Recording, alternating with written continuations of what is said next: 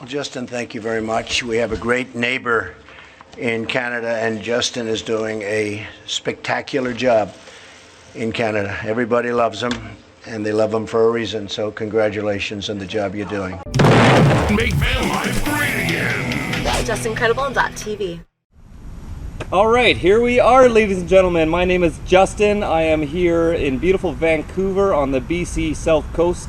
So technically it would be the Pacific Southwest from our perspective. And introduce yourself. My name's Lee. Everyone knows me as PDX Vanchen. I'm currently living in Portland, Oregon.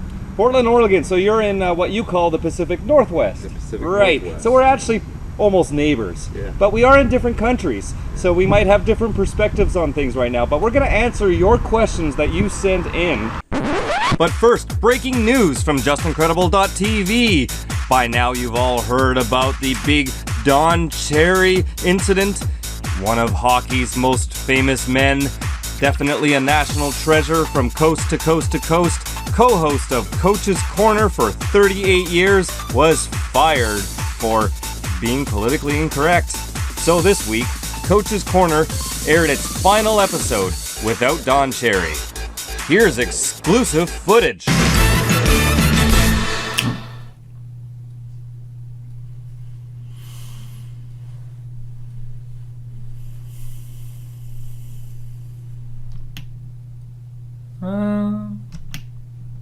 Yeah.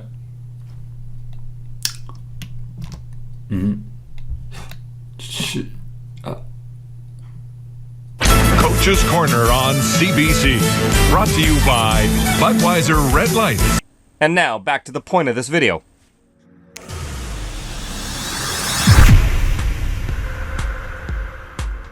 Question, do you think it's a good idea to sit between two vehicles on a road with vehicles driving by? I don't know, I'd be worried that maybe someone might crash into the van behind and squish you guys between the two of them. He's talking about the last video we put up. We were sitting between the two vans on the road, and I don't know. To me, that's like a whataboutism. What if? What if? It's something that would have never crossed my mind, because you're more likely to get hit by a car crossing the street. There are sidewalk cafes popping up in major cities everywhere where they put tables and chairs in parking spaces and put a little fence or a garden around it, and they got traffic zooming by. I mean, I think that's more dangerous. I mean, what if an asteroid hits the Earth right now? Never crossed my mind. Never crossed my mind either. Yeah. How to end a relationship on van. Hi, hon, it's me. Yeah, I don't think we should see each other anymore.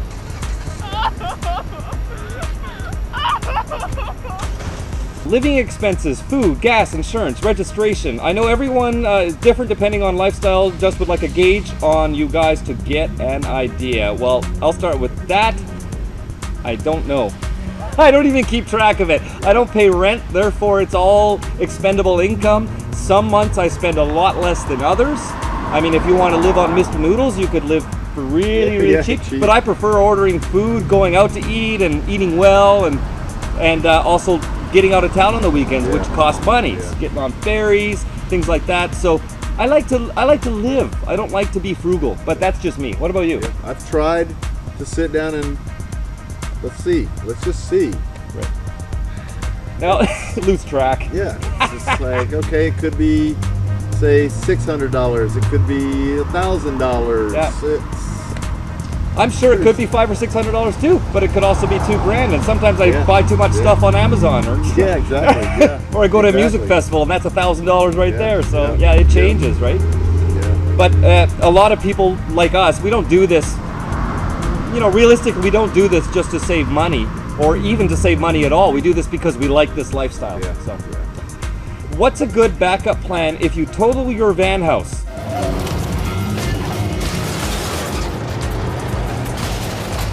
Pull up somewhere else and repair the totaled house? Buy a second van and put it in storage just in case? What's the solution if you're van lifing solo and you have to undergo a surgery that will keep you from driving for weeks to possibly months? Well, that's a lot. Now, for me, I don't think of this as a van life question. This is, what if a tree falls on your house? What if a hurricane takes out your house? Oh my God! Did you see that?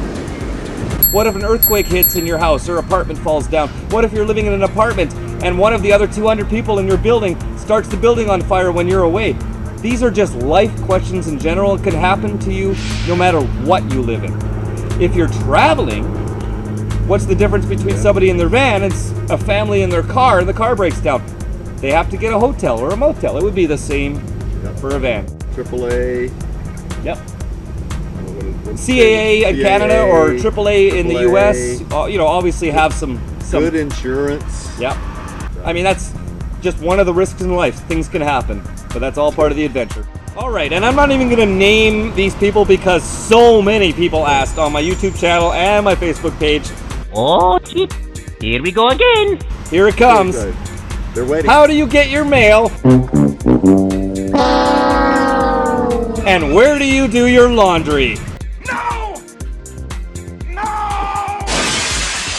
Obviously, you're new to the channel, so my name is Captain Obvious, and I'm here to answer this question. How do you get your mail? A very common question. Well, you see, ever since the carrier pigeons went on strike, we've pretty much had to resort to doing what a lot of people do. Go to the local laundromat, of course. Oh, awesome. My Amazon package has arrived. Cool. How do you do your laundry? Another really common question. I don't know where you live, but around here there's a post office everywhere. Thank you so much. They're all folded too? Awesome! Canada Post, you rock. Hey Justin, why do you poo? Why do you poo? I don't know. It might be something to do with the fact that I eat food.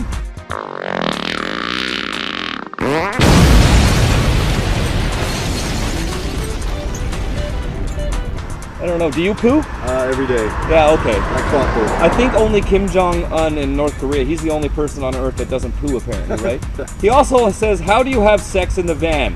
Yep, the usual questions. Well, first thing I do is, usually I take off my shirt, my girlfriend takes off her shirt, and then we work below the belt. And once we're naked, usually she just holds on to the, sometimes we're on the roof of the van too. Is it better to load up with supplies, food, alcohol, fuel before crossing the border between US and Canada? Well, I am not the guy to ask for that since I never really crossed the border, other than suggesting you do not load up with booze because there are limits going both ways, but he can answer your question. Yeah, that was my first answer is they have limits. As far as food, you can only bring in processed, like from grocery stores. You can't bring in, I think, raw fruit. Can't bring in raw fruit. I think that's pretty common with most countries. Yeah, certain just things you can't bring in, but I filled up my tank, was full of gas. I have 2 weeks worth of food and lots of beer. And I actually don't tell anyone, but I brought in an extra case of beer. And it was really good. Thank you very much for that, man. Yeah. The first American beer I actually liked came from him. There you go. Because I made it. Yeah, there you go. As I consider van life in retirement, which isn't for another 10 to 12 years, I worry a little bit about routine. People fall into routines. Mine being, I wake up early, go to work, come home, eat, relax, do house chores or yard chores. Ugh, sounds depressing. Then bed, he says. Rinse and repeat. Ugh. It takes me the same amount of time to commute every day. My schedule is very predictable and that's comfortable. When you don't go home to the same spot every day, do you find that you can still have a comfortable routine? Well, honestly, okay, first of all, Another one, I would have never thought of that. I would have never thought of that either, but I don't see how the view outside your window has any relevance to your routine every day. Just because your house is on wheels instead of a concrete foundation doesn't mean you have to change any routines. So I don't see how that's really a van life question. Honestly, I'd be a little more concerned, why in the world would you want to live under the same routine? Like, change things up, go live a little. You're not on this planet for much longer. And one of the reasons I do this is so that I can easily change my routine at will. I don't want routine, so that's my answer. Same thing. There's places that I can park that I'll do specific things. I can park somewhere where I'm going to hike. I park somewhere else where I bike. That's right. That's very true. So if you really want to have the same routine, you could do it even if you're parked in a different place every day. But one of the advantages of van life is my routine changes from, other than my work days, my routine changes. As soon as I'm off work, one day I'm on a mountain, one day I'm on the island, or one day I'm doing something I enjoy doing. But I don't have a routine. I just do what I feel like. And that's freedom. Unplugged. Freedom unplugged. F you. How does an American van drive on Canadian roads? Very carefully. You just never know what's going to jump out and grab you. Well, I think it's only because you got to remember when the sign says maximum 100, that does not mean miles per hour. Which color fluorescent thong for summer? Pink or yellow? I'm kind of like orange myself. Orange? Yeah. You'd be purple. Nope. It's all about magenta. What is your heating system for winter? Okay, I have a Dickinson P12000 propane fireplace and an Olympian Wave catalytic heater.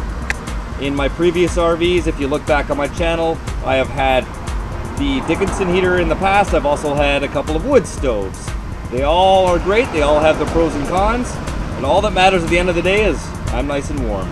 Plus, in this area of the world, it doesn't really get that cold, so it's not a life or death situation. How can we find van life women on the road? Well, besides the fact that that's a little bit of a creepy question, and I don't think I'm going to give you any direct answer, because that's creepy. They're out there. Let's just say they're everywhere. You need to get out of your bubble, because I would say at least 40%, if not more, of van lifers are females. They are everywhere. They may not be as active on YouTube, although there are some, but they're all over Instagram, all over Twitter, and right here on this block, for example, where I park once in a while, there will be 10 different van lifers here on any given night, and at least half of them are female. Singles, couples, you name it. The music festival I was at a few weeks ago, at least 60% female. By far, females outnumbered male van dwellers. They are everywhere. Would you ever recommend a shuttle or a school bus for anybody that wants to start bus life? Myself, absolutely. I looked at some before I bought this step van. I was looking at cube vans, step vans, and some shuttle buses and converted school buses. My main concern is windows. I don't like windows, as you know. Let all the heat in the summer. They let all the heat out in the winter. A security risk, and they are a source of condensation. Yeah, don't need them. If you want light, get a skylight. But most of the shuttle buses and school buses are nothing but glass down the sides. So it's a big project right from the beginning if I do that. Now I have seen some where the owners have filled in all the glass with aluminum or steel, and they're nice. I would say I would do it absolutely if I found the right one. So same here. Yeah. Look at shuttles. Same thing. Glass. Too much glass. Too much glass. Yeah. It's glass. Too much glass. What YouTube channels do you watch? I know I've said this before, but you might be surprised, but I almost never watch YouTube. And I certainly don't watch van life channels, except for a few close friends when it's something like CamperCon and they've done videos on CamperCon, or they send me a link or something like that. But I've been living in a van for 18 years, and I've heard this from other van lifers too. Once they've moved into a van their first time, as soon as they're settled in, it becomes normal, it's normality. It's not interesting anymore to talk to other people about it so much, and we certainly don't need to go on YouTube and watch everyone else's vans. I mean, I live in a van. I don't know if people that live in apartments go and look at other people's apartments living videos. You know what I mean? It's so normal to me, outside of YouTube and special events like CamperCon, I don't talk about van life. It's just normal life. It's just normality. So I go on YouTube and I watch politics. I watch gun videos about firearms I'm interested in buying. I watch skiing on YouTube and competitions and things like that, but almost never van stuff. So, and I watch a lot of Star Trek stuff, like rumors on new Star Trek shows, things like stuff that interests me. But van life is meh. It's just normality. So I don't really watch anyone on van life channels, if that's what you, I'm assuming that's what you're asking. As far as other van life channels that you might be interested in watching, go, I guess you can click on subscribers, right, on YouTube and see what people subscribe. You can see everyone I subscribe to. But I don't actively go out of my way and watch anybody's channels, not because I'm a jerk, just because it doesn't interest me. Honestly, 95% of the time I don't even use YouTube at all. When I turn on my big screen in there at night, I'm watching Netflix and stuff like that. So that's my answer. What about you? It's pretty much the same thing. I mean, I subscribe to as many YouTubers as I can in our community. Yeah. Support. And every now and then something pops up, and I'll like it's there somewhere that I haven't been or something, and they are showing the area. I like to do that, but mostly it's documentaries, or I have Amazon Prime, so I'm watching movies. Right. You know, or I have a TV in mind with a TV antenna. Watch Like actual if TV. there's anything over the air, and it's usually then it's like PBS or just documentaries. Right. I like to learn things. Right, so moral of the story is once this is your lifestyle, it's just like living any other way, and you're probably not going to be watching other people living this lifestyle. Probably not. I know a lot of people living in their vans are actually just sick and tired of people talking about it with them and asking them questions about it. They're just like, leave me alone. It's just normal life. This is my apartment. Thousands of other people live just like I do, so there's nothing strange about it. There's nothing odd about it. It might be different to you because you don't live in a van, so therefore you're watching these channels. But to us living in our vans, so what? There's 4 people living in their vans right behind the camera, which you can't see right now. That's cool, but I don't care. Yeah. I'm not interested. I want to know how you poo in your bucket. I don't care about it. It's totally normal to me, so it's just I see it all the time, every day. So you really don't need to go online and watch it too, right? So there you go. There it is. I think that's all the questions we got this time around. But it sounds like, from what I just gathered now, we did not script this at all. We just answered truthfully that there's really no difference between a Canadian and a non-Canadian. A U.S. statesman. Those kilometers and liters. Kilometers and liters and miles and gallons. There you go. That's about it. But other than that, we're pretty much exactly the same, and our opinions are pretty much the same, and we live pretty much the same lifestyles. He lives in a city on the Oregon coast. I live in a city on the BC coast. And yes, 12-volt appliances bought in Canada do work in the USA as well. Sure do. Sure do. Keep on rocking in the free world, everyone. Freedom Unplugged. Freedom Unplugged.